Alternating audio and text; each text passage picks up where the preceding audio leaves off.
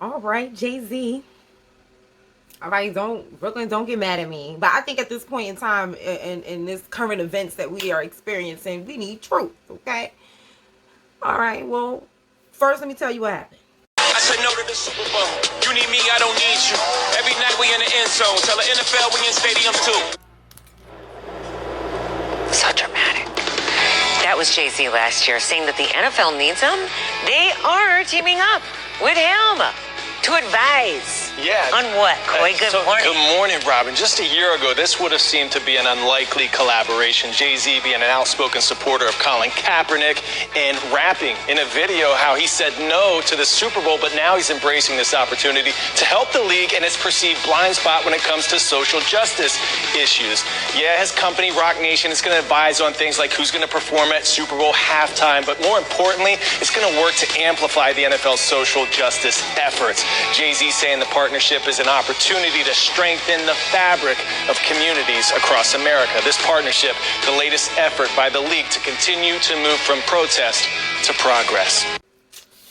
Now, we all know he was very vocal, you know, in protesting against, you know, standing with Cap. All right. Okay. I'm going to be honest. What does it matter? Most of y'all watching football anyway. Aren't y'all? Can't really talk about him if you're watching it. That's number one. Now, me, I don't watch football, but I didn't really watch it beforehand. So, you know, don't give me no extra infinity stones or anything. But I'm gonna be honest though about some observations that I've made about our brother JayZ. Now, I remember when the Nets Stadium was just a possibility. And Brooklynites of all shades, keep in mind that white supremacists are on every side of the argument. But anyway, Brooklynites of all shades were against the Nets Stadium coming to Brooklyn. Do you know when people stopped protesting? When it came out that JayZ was part owner of the Nets. Weren't we proud, Brooklyn? Stand up. Listen up. Weren't we proud? And then it came out that JayZ only owned like 2% of the Nets and that he was going to sell. But by that time, the stadium was already built and it was too late. And now Brooklyn is so expensive. I live in Queens, which is why we were protesting in the first place on why we didn't want it to come. Now, that's just an observation. Now, here we have a situation where even though a lot of y'all are watching football, some of y'all are not. And NFL's ratings did take a hit. Okay, so once again, the people are like, nah. JayZ comes in and is like, hey, but I'm gonna own something. Help, you know, don't be against it, because go against it, it's like going against me. You know, that's how we feel. And I'm just saying, he keeps putting us in this position. You notice that? That's all I'm saying. I'm not, whether he knows it or not, whether willingly or unwillingly. This is number 2. Okay. I mean, I know I'm not no mogul.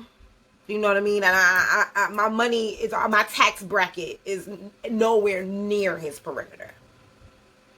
So I'm not going to sit here and pretend like I understand the kind of business moves that he makes. I can only point out my observations. And it's just my observation.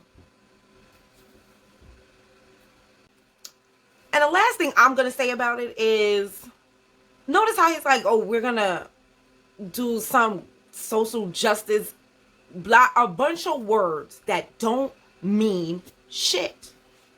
What that mean? I'm about to play a clip right now. Dr. Claude Anderson. He said, open it up like a fish and see what it is. What does that mean?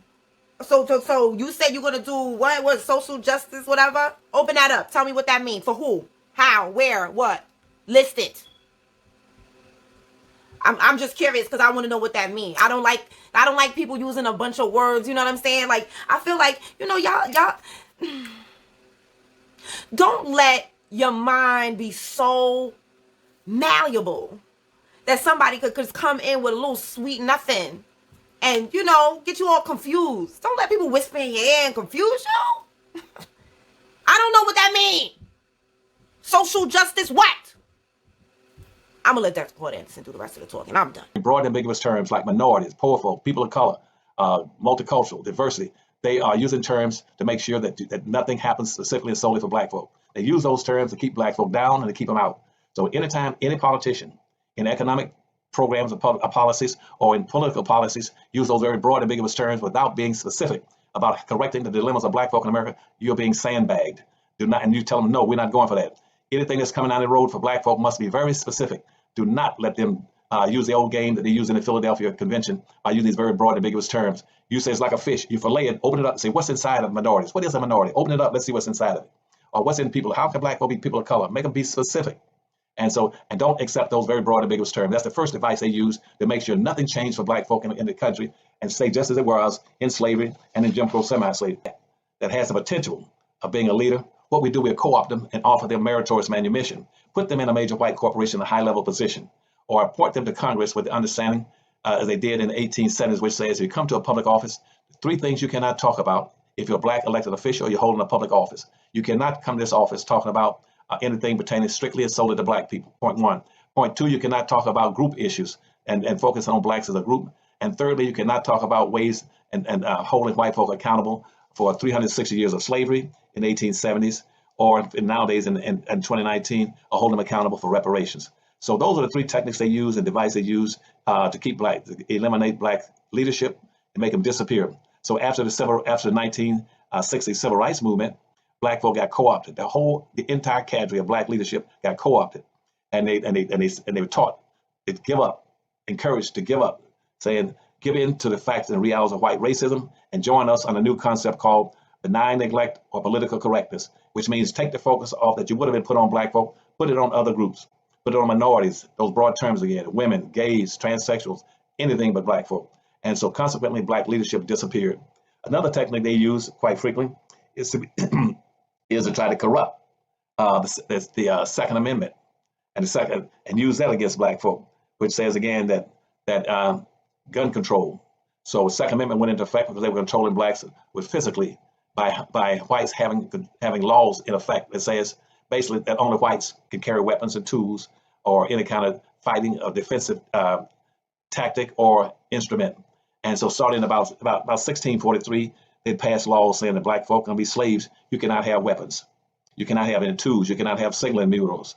And then again, it was ratified again in about 1672, where it said every colony was passed laws saying that, called the Second Amendment, that would say that every white person, a white male between the ages of 18 and 42, must carry arms at all times. For what reason? To maintain slavery, to keep blacks under control. That was called the Second Amendment of the Constitution. It was designed strictly and solely to maintain slavery and arm all whites, but yet at the same time say that no black can carry an arm or have a weapon at any time to resist being enslaved. That's in the Second Amendment of the Constitution. It's still popular even today. Now that everybody debates this question about gun control. And at the same time they're talking about gun control, you got to understand, out of about 367 million rifles and handguns in America, most 99.5% are owned by whites. Whites own 99.5% of all the weapons. They produce all the weapons. They have all the bullets. They also have all the rifles, gun stores, and rifle and guns, weapons sales in the country. They own all the shooting ranges. And with the few handguns that black folk have, most of these cities are urged to do what? Tell black folk in those cities, go out and turn in your weapons and get a bag of groceries. If you got any guns, turn them in, because you black folk are shooting other blacks. And the way we're going to help you all is to urge you to turn in your guns, and we'll give you a bag of groceries. That goes on quite frequently in major urban areas across America. But they've never done that for whites. When you go into a typical white home in the South, you might find 15 or 20 rifles and 2 or 3 handguns. And nobody ever put out a program in the rural areas of America and in the white country saying, that we'll give you a sack of groceries if you turn in your weapons and eliminate any opportunity for people to be killed or to kill other people using the weapons or handguns or rifles. That's another way of controlling black folk, an advice that's used to keep them separated and keep them harmless, and that way keep them under control. That device is again called using the 14th Amendment, the Second Amendment of the Constitution to control them by threats that they know that whites are prepared, that in case of a race war, the black folk are totally unarmed and totally ill prepared to defend themselves in a race war in the United States.